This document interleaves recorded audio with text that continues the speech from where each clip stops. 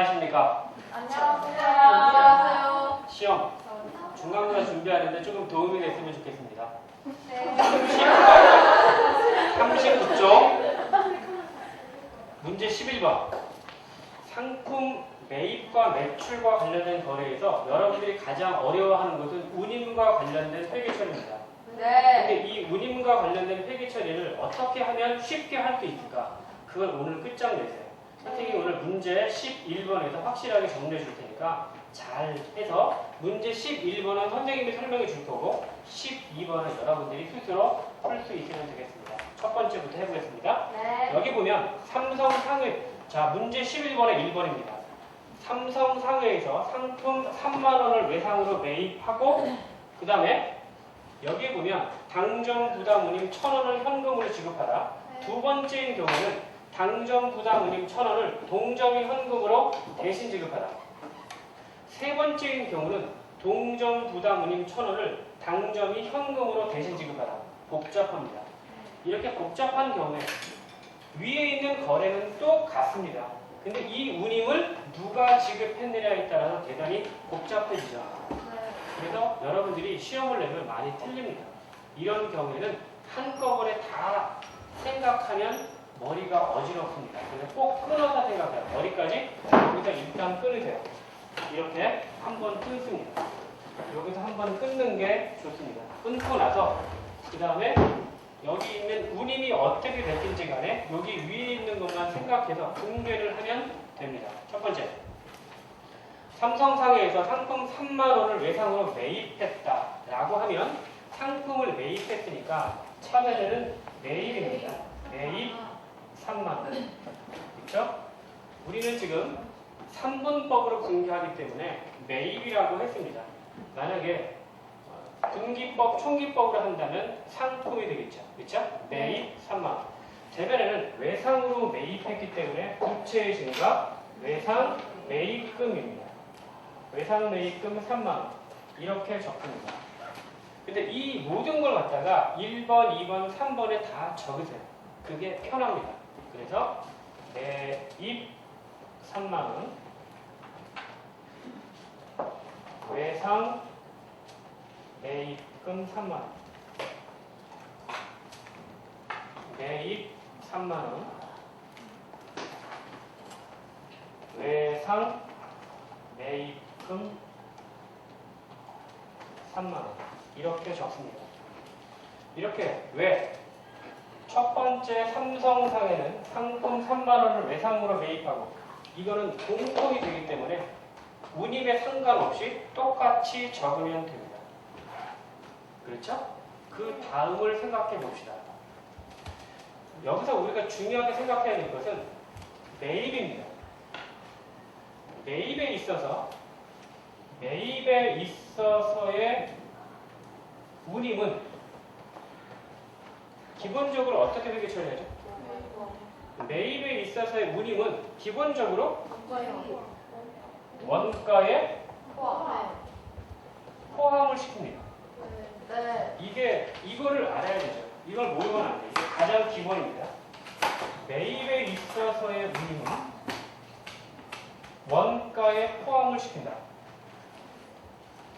이거를 혼동하면 안 돼요. 자, 그래서 여기 봅시다. 나는 지금 삼성상회에서 상품 3만원을 외상으로 매입했습니다. 그쵸? 매입했는데 여기 봅시다. 여기서 보면 운임을 누가 부담하느냐. 여기 보면 첫 번째는 당점입니다. 당점은 누구죠? 나입니다. 나고요. 세 번째는 동점입니다. 동점은 누구죠? 너입니다. 타인이죠. 여기서 타인은 바로 삼성상회입니다. 그렇죠? 이 거래를 가만히 생각해보면 나는 삼성상회에서 상품 3만원을 외상으로 매입했습니다. 매입했고 그리고 내가 운임을 부담했다는 거죠. 매입한 사람이 운임을 부담하는 경우에는 원가에 포함시킵니다. 그렇죠? 그래서 여기 보면 3만원을 외상으로 매입하면서 당점 부담 운임 1,000원을 현금으로 지급하다. 그럼 여기에서도 여기 있는 부분을 다 생각하지 말고 끊어서 생각하는 게 좋습니다. 어떻게? 이렇게. 누가 부담하느냐? 당점 부담 운임 1,000원을 여기서 끊으세요. 당점 부담 운임 1,000원을 2번 여기서 끊고요. 세 번째, 동점 부담 운임 1,000원을 여기서 끊으세요. 끊어서 생각해 보는 겁니다. 자, 생각해 봅시다. 첫 번째, 내가 매입하는데 내가 부담한다. 이거는 원가에 가산하는 겁니다. 그렇기 때문에 이 당점 부담 운임 2,000원을 원가에 가산하기 때문에 이건 31,000원이 아니라 3만 원이 아니라 31,000원이 되는 겁니다. 31,000원. 두 번째인 경우도 역시 마찬가지입니다. 내가 상품을 매입하고 당점, 내가 부담하는 겁니다. 그럼 여기도 원가에 포함시키니까 31,000원이 되는 것입니다. 그렇죠. 이렇게 됩니다. 그런데 여기 보세요. 세 번째는 동점 부담 운임입니다. 동점 부담 운임이라고 하는 것은 뭐냐면 이거는 내가 상품을 3만원어치를 내가 매입했지만 운임은 내가 부담하는 것이 아니라 판매하는 삼성상해가 부담하는 거예요.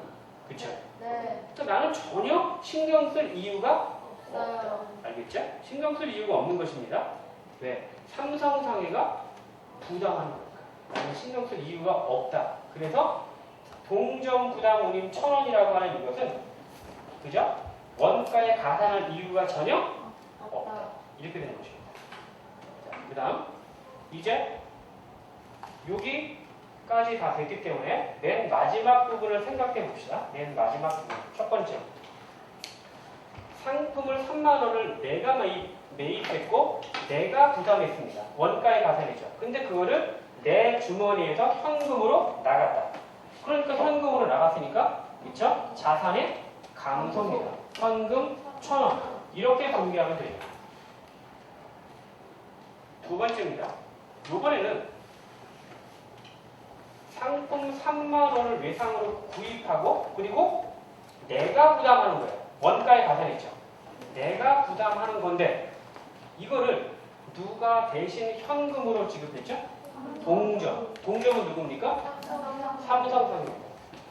그럼 이런 경우는 어떻게 생각해 볼 수 있을까요? 내가 부담하는 건데 삼성이 대신 현금으로 지급했어요. 자, 그럼 그렇다면 이런 경우에는 내가 부담하는 거니까 원가에는 가산해요. 그죠? 그러면 내 주머니에서 현금으로 나가진 않았어요. 어떻게 하면 될까? 잘 생각해 봅시다. 나는 삼성상에 상품값 3만원을 줘야 돼요. 그리고 운임도 내가 부담해야 되는 건데 삼성상해가 대신 지급했기 때문에 삼성상에 상품값 3만원과 운임 1,000원을 같이 지급해야 됩니다. 맞습니까? 네. 그래서 외상 매입금은 3만원이 아니라 얼마가 된다? 31,000원이 된다. 나는 상품값 3만원만 삼성상해한테 주는 게 아니죠? 운임까지도 현금이 동점이 대신 지급했기 때문에 운임까지 포함해서 지급해야 된다. 그래서 외상 매입금 31,000원이 되겠습니다. 그래서 부채가 증가하는 거죠. 자, 세 번째의 경우가 좀 복잡해질 수 있습니다. 세 번째의 경우는 이거는 내가 부담하는 게 아니에요. 삼성상해가 부담하는 건데 그런데 이거를 내가 내 주머니에서 현금으로 대신 지급했어요. 현금으로 내 주머니에서 지급했으니까 여기는 현금입니다. 현금 1,000원을 지급했습니다. 자, 이제 여기서 삼성상해와 나와의 관계를 생각해 봐야 돼요. 나는 삼성으로부터 상품을 구입했고 그리고 돈을 주지 않았기 때문에 외상 매입금, 부채가 증가했습니다. 그렇죠? 그리고 삼성상해가 부담해야 되는데 이 돈을 내가 대신 현금으로 지급했습니다. 그럼 어떻게 될까? 나는 삼성상해에 상품값 3만원을 주어야 할 책임이 있고 삼성상해는 나한테 운임을 1,000원을 지급할 게 있어요. 그죠? 결국 3만원을 갚아야 되고 1,000원을 운임값을 받아야 돼요. 그렇게 계산해보면 서로 이렇게 계산해보면 나는 결국 삼성상해에 얼마만 갚으면 됩니까? 외상 매입금을 3만 원이 아니라 2만 9천 원만 갚으면 되는 거예요. 그죠? 3만 원을 지우고 2만 9천 원이라고 쓰면 됩니다. 그렇죠? 이렇게 해서 삼성상해한테는 3만 원을 줄 게 있고 삼성상해로부터 나는 운임을 대신 지급했으니까 1,000원 받을 게 있으니까 결국 2만 9천 원만 받으면 되기 때문에 외상매입금 2만 9천 원 한 것입니다. 그렇죠? 이렇게 해서 여러분들이 상품 매입과 관련해서는 첫 번째 이렇게 첫 번째 줄 삼성상에서 상품 3만 원 외상으로 매입하고라고 하는 이 부분을 먼저 분개하고 나서 그죠? 먼저 분개하고 나서 운임과 관련된 것을 볼 때 당정 부담 운임이면 원가에 가산하고 당정 부담이 아니면 원가에 가산하지 않고 이렇게 해서 두 번째 되겠죠? 세 번째 누가 지급했느냐 내가 현금으로 지급했으면 현금으로 지급했다. 자산의 감소. 내가 지급하지 않았다. 현금이 나가지 않았죠. 그렇죠? 내가 부담해야 될 걸 삼성상해가 지급했으니까 삼성상해 상품값 3만 원과 운임 1,000원까지 같이 부담해야 되죠. 부채 증가 3만 원이 아니라 3만 1,000원 포함해서 지급합니다. 세 번째는 내가 부담하는 게 아니니까 현금으로 지급했어. 그렇죠? 그럼 나는 어떻게 하면 돼요? 나는 삼성상해한테 3만 원 갚을 게 있고 1,000원 받을 게 있으니까 결국 2만 9천 원만 갚으면 된다. 이런 순서대로 해서 여러분들이 문제를 풀면 될 것 같습니다. 자, 이번에는 문제 이거는 매입과 관련된 문제고요. 이번에는 매출과 관련된 문제를 해보겠습니다. 네. 역시 똑같이 회계 처리하면 돼요. 야, 지금 졸고 있냐? 졸면 안 돼. 해볼게요. 생방송이다. 해볼게요. 생방이야. 인강이 아니라. 해볼게요. 지금 너희들 표정이 이래. 들어갑니다. 자, 이거 SK상해에서 상품 35,000원을 외상으로 매출하고 이건 2번 문제인데요. 상품을 매출한 경우입니다. 이것도 역시 마찬가지예요. 여기 첫 번째가 똑같은 문제입니다.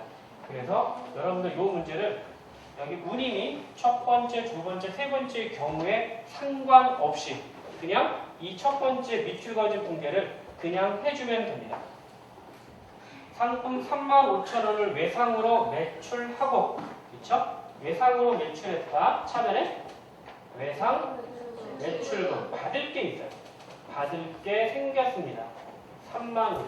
대면에는 상품을 팔았으면 매출입니다. 상분법으로 분개할 때 그렇고 그냥 할 때는 상품이라고 하면 되겠죠. 근데 이번 시험에서는 우리가 상분법으로 주로 할 거니까 매출로 기억하면 됩니다. 이것도 똑같이 하면 됩니다. 그냥 운임 생각하지 말고 외상 매출금 35,000원 그리고 매출 35,000원 똑같습니다. 외상 매출금 35,000원과 매출 35,000원입니다. 이렇게 먼저 공통된 부분을 운임을 신경 쓰지 말고 분개를 한다. 그렇죠? 그 다음에 매출과 관련된 운임을 이야기해 보겠습니다. 매출과 관련된 운임. 자, 매출에 있어서의 운임을 어떻게 처리한다? 기본적으로 이거는 원가에 가산하는 것이 아니라 운반비 처리합니다. 운반비. 이게 중요한 거예요. 매출과 관련해서의 운임은 운반비 처리한다. 이게 중요합니다. 그렇죠? 이걸 기본적으로 알고 접근해 가면 되겠습니다. 첫 번째부터 봅시다. 여기 보면 우리는 이거를 분개할 때 운임과 관련된 부분을 분개할 때 역시 마찬가지로 여기서 끊으세요. 하나, 둘, 그리고 셋. 이 운임을 누가 부담하느냐?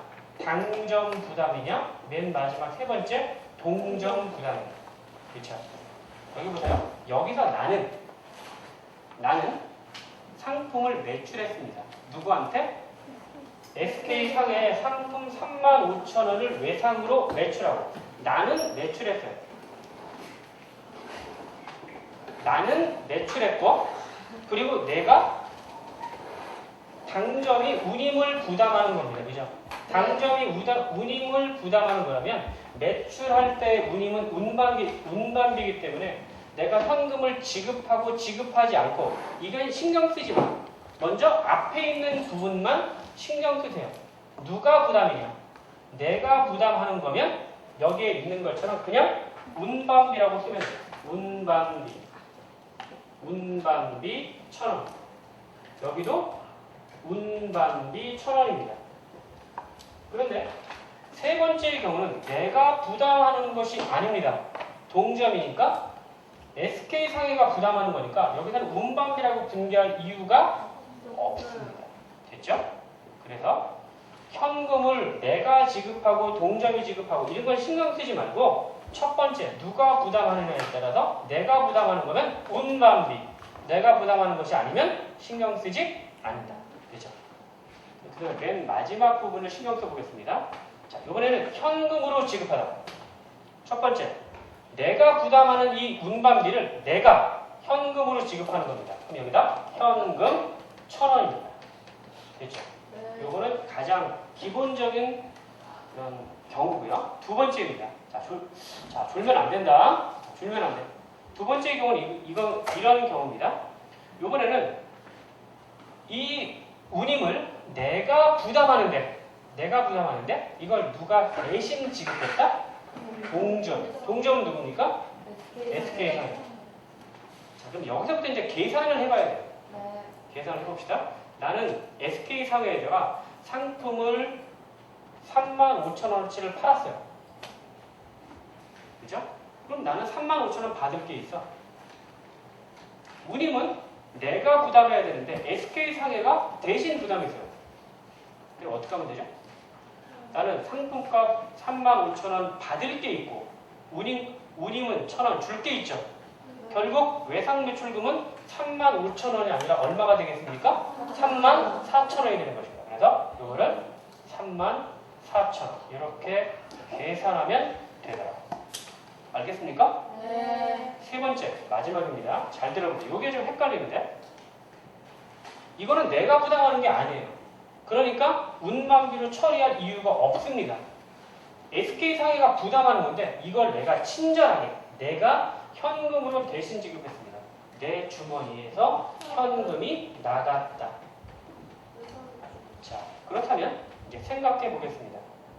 나는 SK상해에 상품 35,000원어치를 외상으로 팔았어요. 35,000원 받을 게 있습니다. 또 SK상해가 부담해야 되는 이 1,000원을 운반비를 내가 친절하게 대신 지급했어. 결국 SK상해 나는 상품값 35,000원도 받아야 되고 운임 1,000원도 받아야 돼. 그죠? 결국 외상매출금은 35,000원이 아니라 얼마를 받습니까? 36,000원이 되는 것입니다. 그래서 36,000원 이렇게 되는 것이에요. 그래서 여러분들은 이런 문제가 나올 때 한꺼번에 전부 다 동시에 생각하면 틀릴 가능성이 높다. 그래서 이런 문제가 나면 첫 번째 외상으로 매출하고 첫 번째 끊고, 그죠? 그렇게 하고 누구 부담 운임이냐 두 번째로 끊고, 그죠? 그 다음에 누가 어떻게 지급했다 이걸 해서 SK상해와 나와의 관계에서 돈을 주고 받는 그 관계에서 계산해 보면 쉽게 분개가 될 것 같습니다. 이상입니다. 다솜아, 자, 예를 들면 자, 페이지 50쪽에 있는 문제 2번 환호음을 해보겠습니다. 환호음은 어렵습니다. 그래서 여러분들이 정말 잘해야 됩니다. 자, 예를 한번 들어볼게요. 환호음은 몇 사람과의 관계다? 두 사람. 환호음. 세 사람. 환호음은 세 사람과의 관계입니다. 세 사람과의 관계이기 때문에 어렵습니다. 자, 유진아. 몇 사람과의 관계? 두 사람. 두 사람과의 관계. 무슨 어음? 약속어음이야. 이거는요, 단순합니다. 그런데 여기 보세요. 여기 유진이가 있습니다. 자, 유진이가 있고 명진이. 나와야 돼. 일로 와. 일로 와. 의자가 여기 앉아. 괜찮아. 앉아라. 괜찮아. 빨리 앉아. 손 잡아. 손 잡아. 몰라요. 자, 빨리 가. 시간 없어. 자, 여기 와봐. 이거는 몇 사람과의 관계야? 세 사람과의 관계. 이 세 사람과의 관계는 복잡해. 왜? 삼각관계니까. 아주 복잡해. 알겠니? 선생님이 아주 머리 아파. 알겠죠? 복잡합니다. 자, 그렇다면 여기 보세요. 한어음은 세 사람과의 관계입니다. 삼각관계이기 때문에 시험 문제 내기가 어렵습니다. 자, 지금부터 설명해 볼게. 여기 봐봐. 나는, 여기는 명진이, 여기는 유진입니다. 여기 보면 나는 명진이한테 야, 지금 조는 사람 있다. 내가 지금 반복 안 한다니까? 이 개념을 모르면 문제에 들어가면 더 헤매. 잘 봐. 잘 들어. 나는 명진이한테 100만 원 받을 게 있어. 그리고 나는 유진이한테 100만 원 줄 게 있다. 그치? 그러면 어떤 경우가 생기냐면 나는 받아야 돼. 받아서 줘야 되지. 네. 피곤해.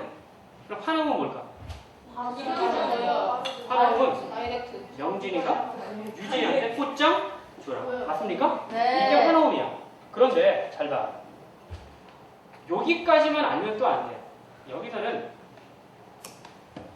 이 환호음은 누가 발행할 수 있을까? 선생님. 환호음을 발행할 수 있는 사람은 이 세 사람 중에서 한 사람이겠지. 누굴까? 선생님. 유진이 아닙니다. 명진이. 명진이도 아닙니다. 누굴까요? 허과장입니다. 그럼 내가 물어볼게. 왜 그럴까? 왜 그러냐면 잘 봐. 잘 봐. 네. 명진이는 나한테 줄 거만 있어. 맞지? 유진이는 나한테 받을 거만 있어. 서로 둘이는 몰라. 그치? 그러니까 명진이는 나한테 줄 거만 있으니까 두 사람과의 관계야. 유진이는 나한테 받을 것만 있으니까 두 사람과의 관계지. 오로지 선생님은 받을 것도 있고 줄 것도 있다. 무슨 관계? 삼각관계. 맞습니까? 네. 선생님만 유일하게 삼각관계죠. 네. 받을 것도 있고 줄 것도 있죠. 네. 그렇기 때문에 받을 것도 있고 줄 것도 있는 사람만 발행할 수 있습니다. 알겠죠? 명진이는 발행할 수가 없다. 줄 것만 있으니까. 유진이도 받을 것만 있으니까 할 수가 없어. 삼각관계가 아니야. 유일하게 선생님만 받을 것과 줄 것이 있다. 그래서 선생님만 발행할 수 있다. 알겠죠? 네. 요거를 여러분들의 머릿속에 기억해둬야 됩니다. 자, 그렇다면 환호음 문제를 푸는 데 있어서 여러분들은 꼭 두 가지를 꼭 알아둬야 된다. 첫 번째는 환호음 여러분들 문제를 풀 때는 두 가지를 알아야 되는데 문제를 푸는 데 있어서 첫 번째, 세 사람을 찾으세요. 두 번째, 발행인을 찾으세요.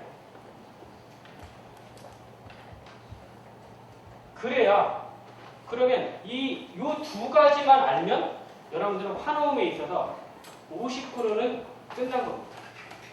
근데 이 첫 번째, 두 번째 이 순서를 모르면 찾지를 못하면 문제가 풀 수가 없습니다. 알겠죠? 자, 그 중에서 또 여기를 한 번 더 보겠습니다. 명진이 한번 여기 나와보세요. 제가 이제 여기서 하나만 더 설명하고 바로 들어갈게요. 앉아보세요. 자, 다시 한번 정리합니다. 명진이가 선생님한테 100만 원 줄 게 있어. 허과장한테. 허과장은 유진한테 100만 원 줄 게 있고. 받아서 주는 게 피곤하니까 꽃장 줘라. 이렇게 되는 거예요. 자, 여기서 누가 발행인이다? 선생님입니다. 누가 지급이니까? 명진이죠. 누가 수취니까? 유진입니다. 그죠? 내가 그럼 하나만 더 물어볼게. 여기서 이런 게 있다? 근데 예를 들어서 선생님이 명진이한테 자, 명진아, 선생님한테 100만 원 줄 게 있는데 나한테 주지 말고 유진이한테 줄래? 라고 이렇게 말을 하는 거예요. 이게 뭐냐면 인수제시라고 해요. 선생님한테 주지 말고 꽃장 줘라. 이게 인수제시입니다. 근데 명진이가 여기서 no 라고 하면 어떻게 되느냐? 명진이는 유진이한테 갚을 책임이 없어요. 선생님한테만 주면 되는 거야. 그쵸? 근데 내가 인수 제시라고 했을 때 영진아 나 대신 유진이한테 줄래? 갚을래? 라고 인수 제시했을 때 yes 라고 하면 그때부터 명진이는 선생님한테 갚을 책임이 면제가 돼. 그리고 유진이한테 갚을 책임이 생기는 거야. 알겠죠? 이게 선생님이 인수 제시하면 여기서 yes, 오케이 하면 얘가 인수라고 하는 겁니다. 이런 용어를 알아둬야 돼요. 자, 문제를 한번 보겠습니다. 문제 보기 전에 여러분 거기 문제 2번 화나온 보면 1, 2, 3, 4가 있는데 그게 중요합니다. 보세요. 첫 번째 1번 화나옴은 받을 곳과 줄 곳이 있는 사람만 발행할 수 있다. 맞습니까? 네. 맞죠? 예, 선생님만 받을 곳이 있고 줄 곳이 있죠. 이런 사람만 발행할 수 있습니다. 두 번째 매입처. 매입처라고 하는 말은요. 우리가 지난 시간에 배운 것처럼 이거는 외상 매입금 갚을 곳이 있다는 거예요. 그래서 매입처는 외상 매입금입니다. 또 매출처는 외상 매출금. 매출처는 갚을 이거는 받을 곳이니까 외상 매출금으로 생각해야 됩니다. 3번 누구누구 앞 파놓은 이렇게 되어 있을 때는 앞 글자 앞에 있는 상해가 지급입니다. 이것도 알아보세요. 선생님이 지금 설명한 게 바로 4번에 있습니다. 인수 제시. 인수 제시. 대신 갚아 주시겠습니까? 이게 인수 제시입니다. 그랬을 때 인수라고 하는 것은 대신 갚아 주겠다. 이때부터 내가 아닌 다른 사람에게 갚을 채무가 생기는 겁니다. 자, 그럼 문제 1번으로 들어가 보는데 문제 1번 잘 보세요. 이게 실전입니다. 여러분들이 문제 1번을 잘 이해하면 뒤에 있는 문제가 다 풀려요. 선생님이 문제 1번을 풀어줄 거고 여러분들은 페이지 51쪽 문제 3번 파놓음 1, 2를 숙제를 해갖고 오세요. 이게 풀리면 시험 범위 끝납니다. 와. 1번 영남상해는 읽어볼래? 시작! 영란상해는 송곡상해에서 상품 20만원을 매입하고 대금은 매출처 중앙상해 앞으로 발행하여 인수를 받아 송곡상해에 지급하다. 문제가 복잡합니다. 네. 이 문제를 일일이 다 해석하면 머리가 아픕니다. 그렇기 때문에 선생님이 화나온 문제를 풀 때는 반드시 이 순서대로 접근해요. 이 순서대로 어떻게 접근하느냐? 여러분 그 문제 그 옆에다가 그림을 그려야 해요. 자, 먼저 세 사람 누구냐? 영남. 송곡상해 송곡. 중랑상해. 중랑이죠. 그럼 이렇게 보세요. 선생님과 같이 똑같이 이렇게 첫 번째 영남 그리고 송곡 그리고 중남 이렇게 삼각 관계니까 세 개를 그려보세요. 됐죠? 네. 세 사람을 찾았습니다. 그 다음에 누구를 찾는다? 발행인. 발행인을 찾는다. 발행인을 찾는다. 발행인을 찾아보세요. 누굽니까? 영남. 영남상해는 영남상해가 주체입니다. 영남상해는 송곡상해에서 상품 20만 원을 매입하고 대금은 매출처 중랑상해와 파놓음을 발행하여 누가 발행했다? 영남입니다. 알겠죠? 이건 발행인을 잘 찾아야 돼요. 발행인은 여기서 주체인 영남. 영남상해는 상품을 매입하고 대금은 파놓음을 발행했대. 그치? 그래서 영남상해가 발행입니다. 잘 보세요. 영남상해가 발행입니다. 이 발행인을 찾아야 돼. 발행인을 찾으면 이미 50%는 끝났다고 그랬죠. 왜? 발행인은 어떤 사람이다? 받을 곳이 있고 줄 곳이 있고. 그죠? 그렇기 때문에 그래요. 한번 생각해보자. 자, 이제 거기 문제를 보세요. 영남상해는 송곡상해에서 상품 20만 원을 매입하고. 잘 봐. 영남은 송곡한테 상품을 20만 원어치를 매입했습니다. 그러면 이제 어느 정도 뭐 그림이 그려지지 않니? 왜냐하면 영남은 발행이네요. 상품을 송곡으로부터 매입했어. 그러면 돈을 지급해야 되겠지. 네. 그냥 벌써 줄 게 생겼지. 네. 그러면 얘는 뭐라는 거야? 영란한테 뭐야? 영란은 중랑한테 받아요. 잘 봐. 이 손을 보란 말이야. 발행이는 받을 것과 줄 곳이 있다 그랬지. 네. 줄 곳이 생겼잖아. 네. 그럼 나머지 하나는 뭐야? 받을 받을 곳이죠. 그렇지? 네. 그렇게 생각하면 돼. 받을 곳과 줄 곳이 있는 게 발행이야. 지금 줄 곳이 있잖아. 근데 나머지 하나는 받을 곳이야. 네. 그쵸? 네. 그러니까 얘한테는 무조건 받는 거야. 받아서 주는 거야. 그치? 그러니까 얘가 발행인이지.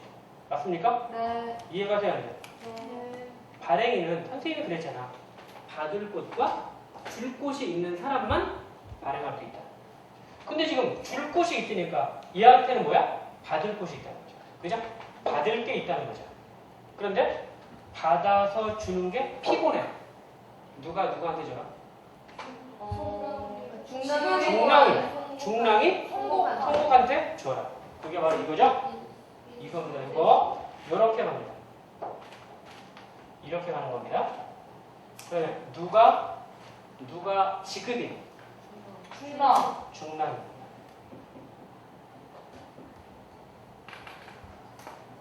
누가 후취인 성공. 그렇죠. 끝났습니다. 끝난 거예요. 근데 여러분들 그 문제 가만히 보면 거기 뭐라고 대금은 매출처 중랑상해야. 매출처 중랑상해야. 매출처가 선생님이 뭐라 그랬지? 외상 매출금이라 그랬지. 네. 여기서 매출처 중랑상해합이라고 하는 것은 외상 매출금. 다시 말하면 영란은 중랑으로부터 외상 매출금 받을 게 있다. 그죠? 네. 받을 게 있고 줄 게 있다. 받아서 주는 게 피부라니까 꽃장 줘라. 그쵸? 네. 이게 환원입니다. 붕괴 들어갑니다. 근데 선생님 우리는 누구 입장에서 붕괴합니까? 영란. 특별한 말이 없으면 주체. 여기다 주어는 누구야? 영란. 영란입니다. 우리 영란 입장에서 붕괴하자. 자, 영란 입장에서 붕괴합니다. 영란. 그런데 이거 붕괴할 때 이렇게 하는 겁니다. 자, 명기를 또 한번 읽어줘. 시간이 없다, 빨리. 자, 지금 자는 사람인데, 야, 자면 안 돼. 여러분들이 회계 시험은요, 잠자는 것과 반비례합니다. 정말이야. 그지? 여기 와. 자, 혼자 보자. 같이. 자, 여기서 붕괴하는 거 가르쳐 준다. 여기 봐봐. 네. 여기서 붕괴할 때는 내가 영란이면, 선생님이면 내가 손 잡고 있지. 네. 여기만 붕괴하면 돼. 이 관계와 이 관계만 신경 쓰면 돼, 나는. 이 관계는 신경 쓸 필요가 없어요. 없어. 알겠지? 네. 다시 말하면, 여기 봐. 다시 말하면, 영란 입장에서는 이 관계와 이 관계만 신경 쓰면 돼. 이 관계는 신경 쓸 필요가 없어요. 없다. 해보겠습니다. 첫 번째. 영란은 성곡한테 상품을 매입했습니다. 상품을 매입했다. 매입 20만 원어치 했습니다. 이 관계는 끝난 거예요. 어느 상품을 매입했어요. 그럼 이 관계 끝. 그럼 그 다음에 이 관계만 생각하면 돼요. 이 관계. 영란과 중랑입니다. 영란은 중랑으로부터 외상매출금 20만 원 받을 게 있었지. 네. 받을 게 있었는데 뭐라 그랬지? 너 나한테 주지 말고 송곡한테 줘라. 이렇게 된 거죠. 네. 그러니까 외상매출금은 증가한 겁니까? 감소한 겁니까? 감소. 감소한 거예요. 받을 권리가 사라진 거예요. 사라졌어요. 너 나한테 갚지 말고 얘한테 갚아. 이렇게 되는 거죠. 네. 그러니까 받을 권리가 사라지는 거예요. 자산의 감소. 그래서 여기는 외상 매출금이 되겠습니다. 20만 원. 이렇게 공개하는 거예요. 알겠죠? 네. 이게 답입니다. 복잡하죠? 네. 그런데 잘 봐. 만약에 그러니까 특별한 말이 없으면 이게 정답이야. 근데 가끔 이런 경우가 있어. 성곡상의 입장에서 분개해 보십시오. 이런 말이 있어. 혹은 중랑상의 입장에서 분개해 보십시오. 이런 경우가 있거든. 그게 바로 51쪽 문제 3번에 나오는 문제들이에요. 근데 이거는 어느 입장에서는 다 분개할 수 있어야 돼. 해보자. 요걸 잘해보자. 첫 번째. 잘 봐. 힌트를 줄게. 잘 봐. 여기 힌트를 줄게. 첫 번째. 송곡상에는 수취인이야. 수취인은 어음을 받았지. 어음을 받았으면 무슨 어음? 받으러. 받으러움이지. 받으러움은 자산의 값진다. 증가. 증가. 자산의 증가 어느 면? 사자. 사변이죠. 여기는 받으러. 받을 20만 원입니다. 그렇죠. 중랑상에는 무슨 사람? 지급이. 지급인은 어음에 있어서 지급인이지. 네. 무슨 어음? 지급어. 부채, 감소. 부채, 증가. 증가. 어느 면? 대변. 대변. 지급 어음입니다. 이렇게 접근해 가면 좋아요. 수취인이다. 무조건 받으러. 지급인이다. 무조건 대변. 부채 증가, 지급. 이렇게 하면 돼. 그럼 50% 끝났지. 나머지 50%만 하면 되겠지. 네. 자, 접근해 갑니다. 첫 번째. 여기 봐. 송곡은 잘 봐. 송곡은 이렇게 손을 잡고 있어. 그지? 네. 그럼 요 관계만 생각하면 돼. 첫 번째. 송곡은 중랑의 송곡은 나한테 돈을 받아야 되는데 중랑한테 돈을 받지. 네. 받으니까 여기는 받을 어음. 이 관계는 끝났어. 그러면 송곡은 영란과의 관계를 생각하면 돼. 영란은 송곡한테 매입했다고 해. 그러나 송곡은 영란한테 그냥 뭐라 그래야 돼? 매출했다고 해. 매출. 그죠? 수익이 발생했다. 그러니까 여기는 매출입니다. 이 관계 끝입니다. 그죠? 자, 또 하나 봅시다. 자, 이게 마지막입니다. 잘 보세요. 여기 보면 중랑으로 보면 지급인입니다. 중랑으로 보면 지급인이니까 송곡한테 갚아야 할 책임이 생겼으니까 지급업 부채가 증가했다.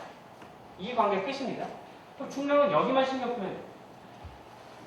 영랑으로 보면 받을 게 있어. 외상 매출금이야. 중랑에서 보면 영랑한테 갚을 게 있지. 뭐가 될까? 외상 매입금이 되는 거야. 여기는 외상 매입금.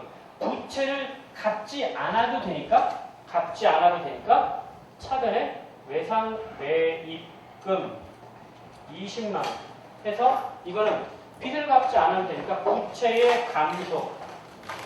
갚지 않아도 돼. 그러나 여기는 갚아야 되니까 부채의 증가.